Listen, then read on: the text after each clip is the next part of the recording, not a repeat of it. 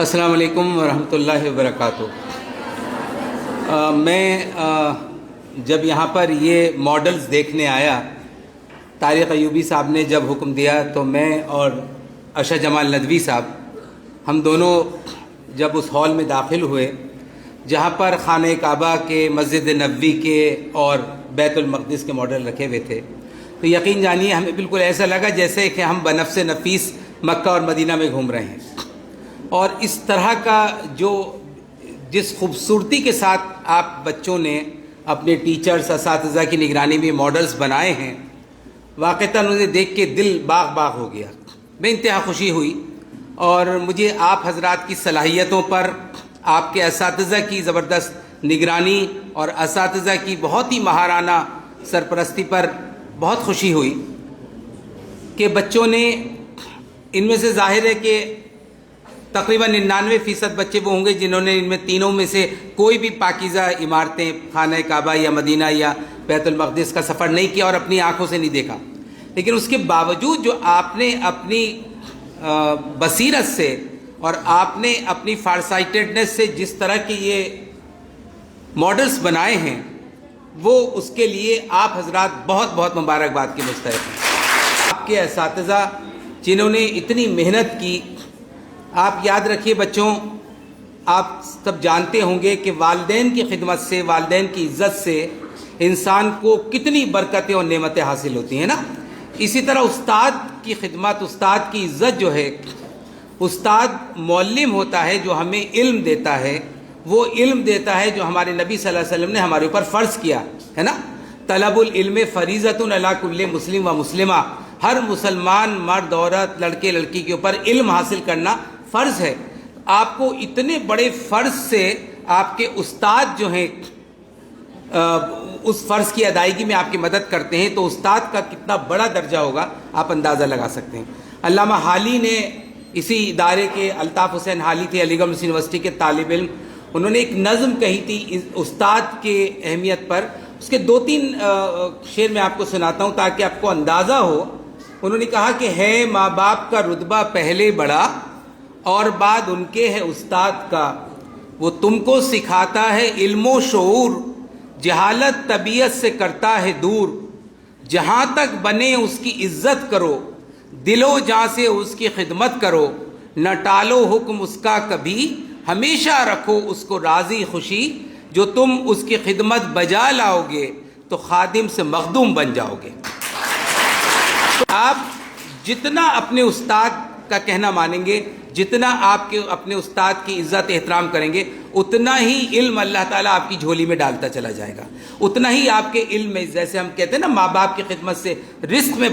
اضافہ ہوتا ہے، عمر میں اضافہ ہوتا ہے، اسی طرح استاد کی عزت سے، استاد کی خدمت سے، استاد کے احترام سے ہماری علم کے اندر اضافہ۔ اور علم کتنی بڑی دولت ہے۔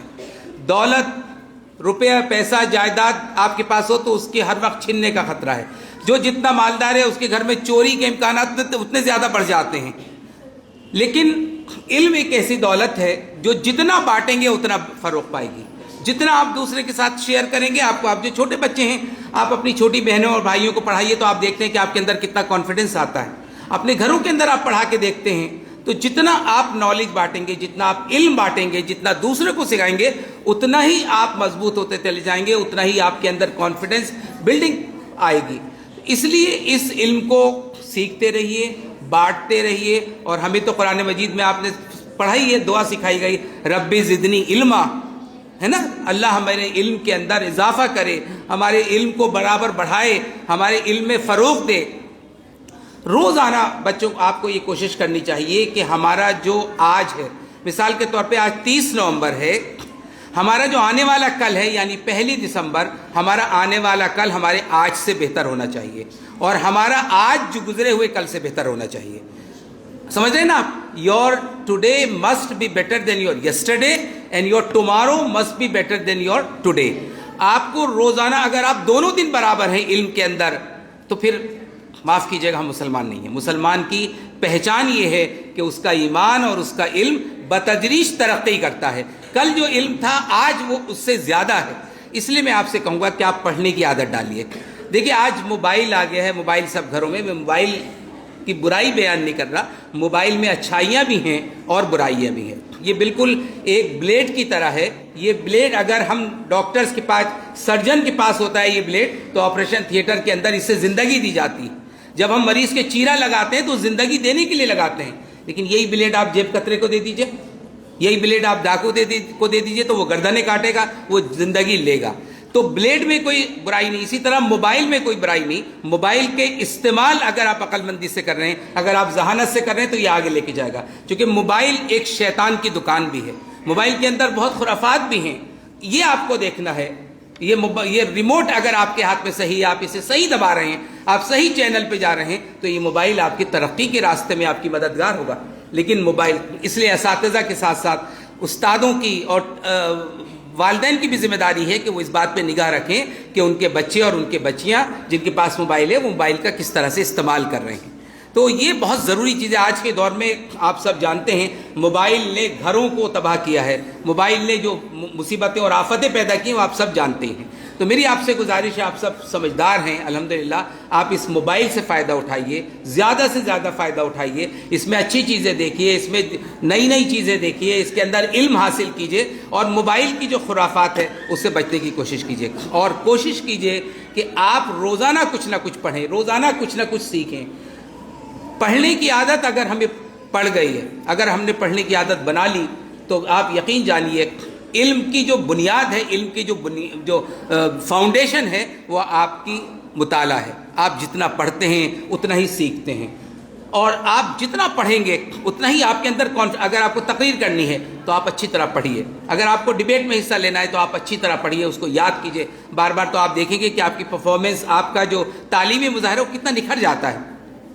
دوسری بات یہ کہ کبھی بھی اسٹیج پہ آنے سے گھبرائیے مت۔ یہاں پہ بہت مواقع ہوتے ہیں مدارس کے اندر، اسکولوں کے اندر، آپ کے لیے تقریری مقابلے ہو رہے ہیں، آپ کے لیے نعت کے مقابلے ہو رہے ہیں، حمد کے مقابلے، مختلف قسم کے مقابلے ہوتے ہیں۔ تو اسٹیج پہ جو لوگ بار بار آتے ہیں ان کے اندر قائدانہ صلاحیت بنتی ہے، وہ آگے بڑھ کے حکمراں بنتے ہیں، وہ آگے بڑھ کے لیڈرز بنتے ہیں، وہ قوم کی قیادت کرتے ہیں۔ اچھی تقریر، اچھی گفتگو کی عادت ڈالیے،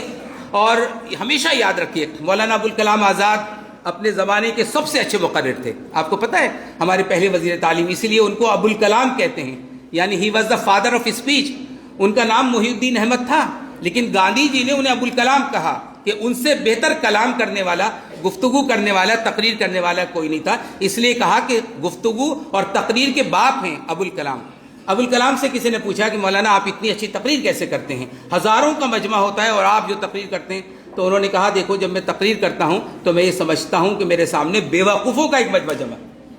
یعنی یہ کہ وہ دھڑتے نہیں ہیں۔ کبھی یہ مت سوچیے کہ آپ کے سامنے بہت پڑھے لکھے لوگ، بہت بڑے بڑے لوگ بیٹھے ہیں تو آپ طالب علم ہیں، آپ کے استاد بیٹھے ہیں، یہ انہوں نے گر سکھایا۔ جب آپ تقریر کرنے آئے ہیں تو آپ سب سے بڑے ہیں۔ تو یہ اس سے کہ کبھی گھبرائیے مت، کراؤڈ فوبیا نہیں ہونا چاہیے کہ بہت سارے لوگ ہیں تو ہمیں ڈر لگ رہا ہے۔ ہم نے ایک بار، دو بار، تین بار آپ جب تقریر کریں گے، آپ جب اسٹیج پہ آئیں گے تو پھر آپ کی یہ ساری جھجک، پھر آپ کی یہ ساری پریشانی اپنے آپ ختم ہو جائے گی۔ لیکن آئیے، بار بار اسٹیج کے اوپر آئیے۔ جب آپ تیرنا تو وہی سیکھے گا نا جو دریا میں اترے گا، جو دریا کے کنارے کھڑے رہے گا وہ کبھی نہیں تیرنا سیکھے گا۔ تو ایک بار آپ ڈوب بھی جائیں، تھوڑا بہت ہاتھ پیر چلا لیں گے تو باہر نکل آئیں گے، لیکن دریا میں تو وہی ہے نا۔ تو ہمیشہ یاد رکھیے، کسی نے کہا ہے نا کہ ہم ڈوبنے والوں کی حمایت نہیں کرتے، تو اس لیے طوفان سے لڑنے کا سلیقہ ہے ضروری، ہم ڈوبنے والوں کی حمایت نہیں کرتے۔ تو طوفانوں سے لڑنا، آگے بڑھنا، زندگی میں جتنی مشکلات ہیں ان سے گھبرانا نہیں، بلکہ ہر مشکل کو اپنے لیے ایک ترقی کا زینہ سمجھنا۔ حضرت علی نے فرمایا ہے کہ ناکامی کامیابی کی پہلی منزل